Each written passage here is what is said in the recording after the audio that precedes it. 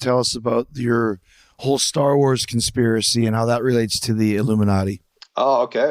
Well, so again, a big topic there, the Star Wars thing. And you wrote a book about this. Yeah, I've written several books, and sometimes, back when I was blogging, I would write stuff, and if the topic was getting too large, I would start to kind of assemble it on a different document, and next thing you know, I'm 50, 60, 70 pages in, and I'm like, oh, geez. And that's what Star Wars was basically it evolved into this sort of like, it's a smaller book, but a book nonetheless. And you see the same themes again. We've got this evolution of consciousness with the occult beliefs that the new religion is going to be no religion, essentially.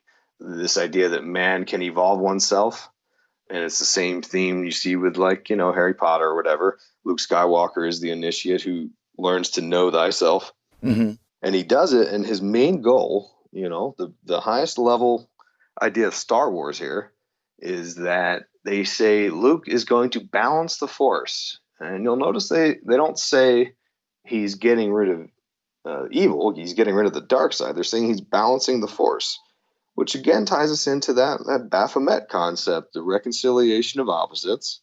It's this idea that evil isn't that bad. We need to learn from the evil.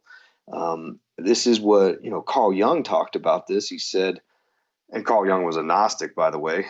Carl Jung was saying that he would rather be whole than good, with the idea being that you can't be whole or have a total understanding until you can sort of harness and understand the dark side, which is, essentially what Luke does. And I kind of fell off from the films.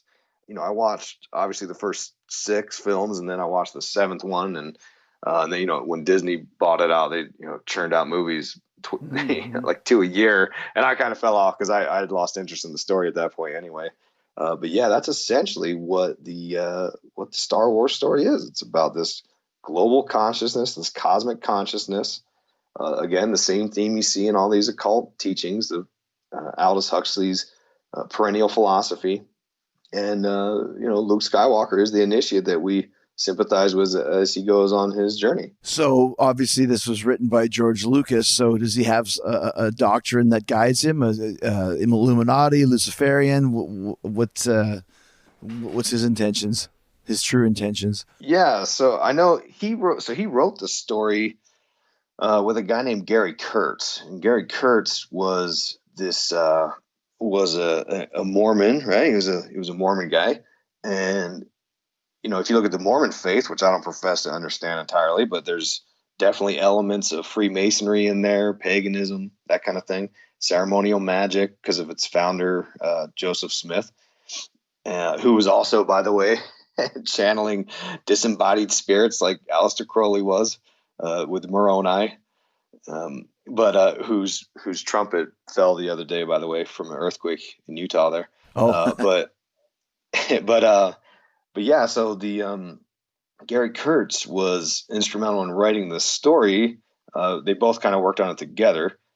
They basically have this idea of a global consciousness, these hidden energy fields called the Force, and there's like 6 degrees of separation to different occult figures. Like Gary Kurtz was Mackenzie Phillips' legal guardian during the filming of American Graffiti, which was, that was George Lucas's film. Uh, but Mackenzie, of course, is the daughter to the John Phillips from the Mamas and the yeah. Papas. And John Phillips was, alleged to be involved with all of this dark stuff involved with the death of Sharon Tate. Supposedly, I'm going to put a big, supposedly big, allegedly in front of this. He was involved with these sort of S&M slash satanic orgies at the 1050 Cielo Drive, which, obviously was the home of Polanski and Tate when the Manson family went in there and killed them. And curious enough, back when I wrote Star Wars, the book there, I kind of mentioned that. And just recently, there's a book written by a journalist. His name escapes me. It's called Chaos, and it's about Charles Manson. And he more or less asserts that there were, in fact, videotapes of these sort of crazy orgies or satanic rituals or whatever you want to call them that were happening at the house. He asserts that the LAPD does in fact have these tapes.